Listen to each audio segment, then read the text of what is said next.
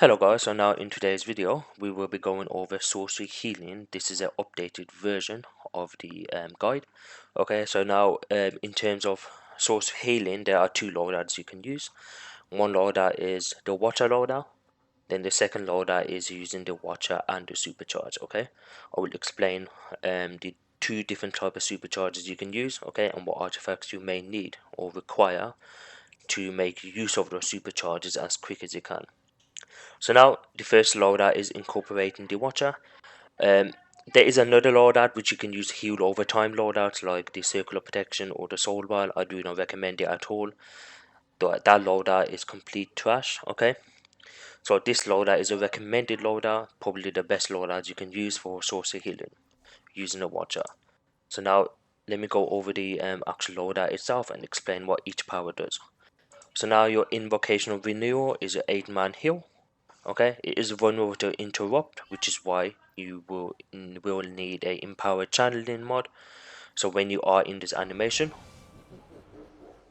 you won't get knocked out of it, and your whole group will get the full potential heals through the animation of the casting. And then your second power is Rejuvenate, which is a priority heal, of course. And then you have a shield, which is a 4-man shield. And then you have Soul Siphon. This is very powerful because this effect can occur 6 times. So what it does is it reduces, you do damage on your target or your boss or adds, but your target attacks heals, up to 4 group members. So if you're hitting the boss with this, whatever the damage the boss is doing on the tank, he will he will get receiving equal to that amount. Okay, and this effect can occur 6 times. So what I usually do is I clip this with my 4-man heal. So it goes something like this.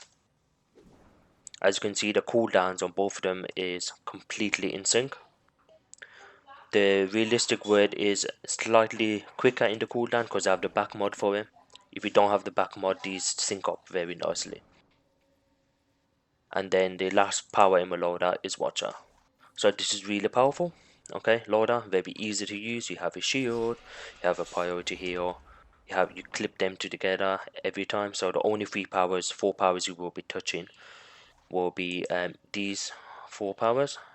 Don't only touch this when your group is taking massive damage. Okay, so keep this as a oh crap moment when you need to get your group's health up very high and quickly.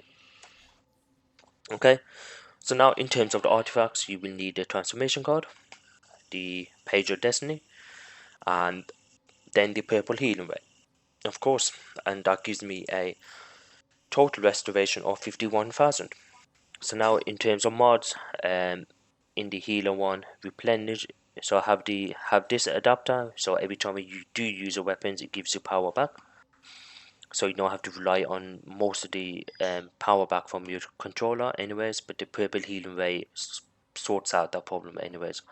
Because every time you heal your group members using a priority or group heal, it gives you that 20% power back, which is very powerful, anyways. Okay, now in this you're gonna have the supercharges, or the 2 supercharges you will need for this head socket is the pheromone bloom or the bird form supercharge, which is why I would recommend you having this in your inventory. I always keep this in inventory. If I do want to switch, I can switch anytime. Then of course your healer mod, neck mod is going to be a focused restoration, accelerated word. You can have the boon of souls mod here as well. Of course, you're going to have power efficiency.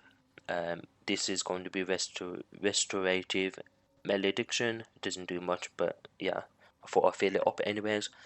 And then, of course, like I was talking about, empower channeling in your hand mod. Then, of course, you're going to have tumbling master. You never know, you may need to roll out of a one shot, okay, or get out of an AoE. This comes in very handy as a support role. So now this is the Watcher loader. Let me switch over to the Supercharged Loader. So now in this Supercharged Loader, everything's mostly the same, but I don't have the shield in there. Okay, so you have the 8-man heal, priority heal, clip this and this with your group heal, and then the Watcher, of course, because this power also gives a small power to your Watcher as well. And then of course your Arbiter of Destiny. So now in the loadout, you will need to have this in the following order.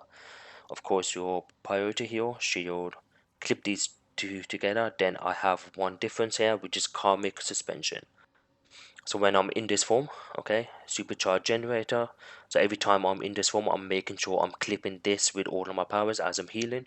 And of course, a shard of life is your heal over time, which you can use in this form, okay, so that's fine.